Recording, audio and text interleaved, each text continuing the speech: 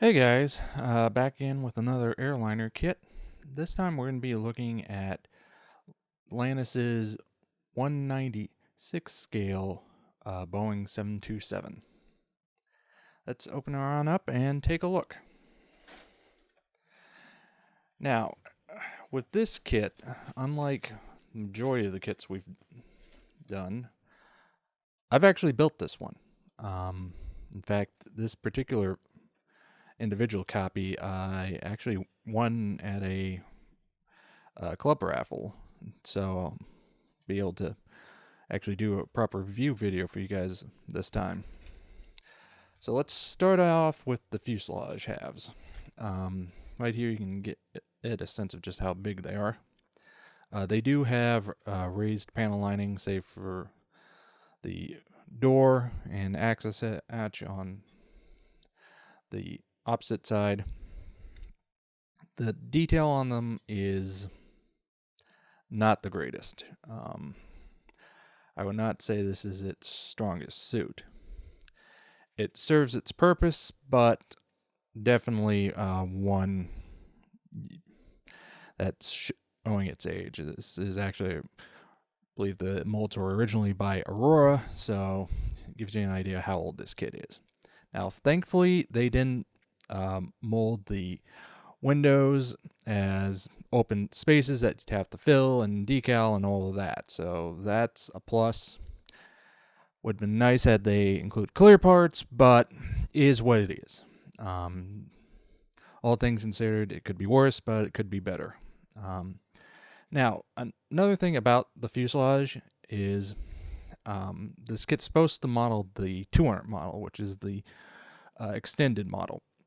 However, lengthwise, it's not correct. The 200 has a slight section here that's longer. So basically, if you wanted to get it modeled as an accurate 200, you'd have to add some spacing in here ahead of the wing. But not going to hold this against it. You know, given the age, this is not a kit I would say do a lot of super detailing on. Moving on to our wings. The wings are acceptable. The one problem area is here, and you may have also saw it on the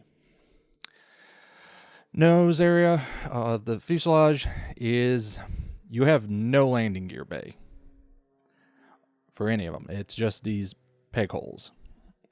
This is arguably the weakest area of the kit. It has no landing gear bay detail whatsoever. In fact, it doesn't even actually have any type of recess. It's just these holes. So I will make some additional comments there once we fully go through the parts. But yeah, continuing on to horizontal control surfaces. Again, raised detail, not a whole lot there. Now, last full sprue. We've got our landing gear, which are just god awful on this. In fact, I think these actually came out worse than on the example I built up, even though I didn't actually use them. But yeah, they're just really poorly done. Same with the nose gear. Wheels lack any real meaningful detail. Not a whole lot there. Similarly, the engine pods are okay, much like the rest of the kit. Same with the compressor fan details. Not a whole lot there. Another major weak area is here on the exhaust reverser sections. Again, no detail whatsoever. Last up, we've got our windscreen clear part, which is okay. All things considered, it's not bad. It's a good clarity, thickness. It's more than usable. So, a couple things I want to say about this kit. First, just fill the details in here. Don't use the landing gear. They're just so awful, and there's no replacements. And I would say it's not worth your time to try and either make landing gear bays for it or to detail up the landing gear. Just skip that right now. Now, here you may notice it's notched out. It looks like the original boxing of this back with Aurora may have included some kind of stand. Atlantis has not included that. One big thing I will say also, when you go to assemble this, much like a lot of these older kits, take your time. My best advice to you is just go a little section at a time, starting here in the tail and sort of moving forward. This will help maintain alignment throughout the entirety of it, because this is one area I had a little bit of trouble is keeping this aligned. And yeah, just go slow on that. Now, an interesting topic I found out about is Atlantis' decision on decaling.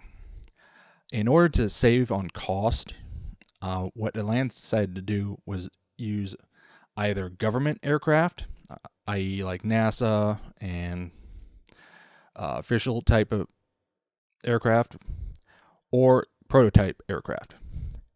This is good in that it keeps the cost of the kit down, which when I bought my copy was about $25. So it's not terrible. But it does mean you're a little limited on your options, as there are a couple aftermarket sheets out there, but they're few and far between. But I will say this about the decals Atlantis did. They are very good. You'll probably have to cut these side decals just to make it easier to get them on. However, they're all in good register, great colors. The metallics around the windows is very nice. I don't know how well that's going to show up on camera, but I can't complain too much there. So going now into the instructions.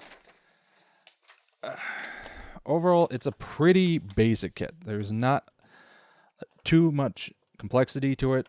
It's, basically wings together, stabs together, fuselage together, and you're good to go. The only area I would say is, again, just take it slow when you're gluing everything together, and it will save you a lot of headaches.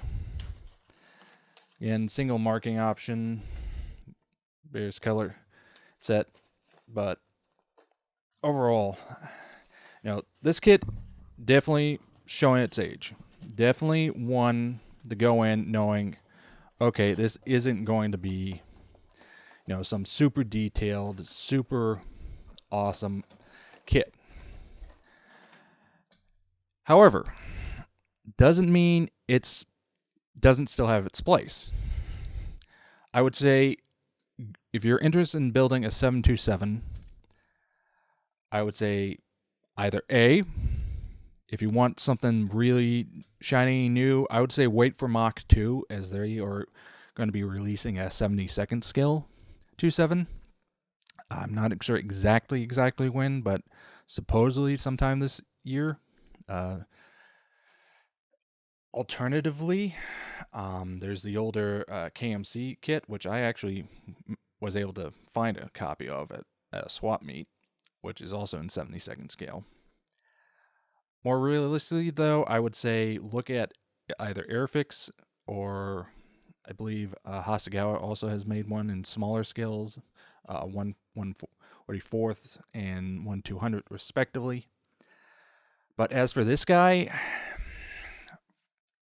for the cost, I would say look at this one only because it's available more than the others, but also because it's probably not the worst one to go with if you want to do one either in flight or, and this is actually an idea that another modeler at the IPMS club I'm in did with a different kit, mount it on a wooden plaque using only half the aircraft. This would technically allow you to do two different options. Say build one as the aircraft when it was first received, and alternatively build it at retirement. So this kit does give you some options, even though it's not the greatest, and it's only because of those options and the low cost, I would say it's worth a look. So that was a look at Atlantis, Boeing 727-200 and 196 scale. An old Aurora kit that's definitely showing its age, but still presents some options that are useful for modeling today. So until next time.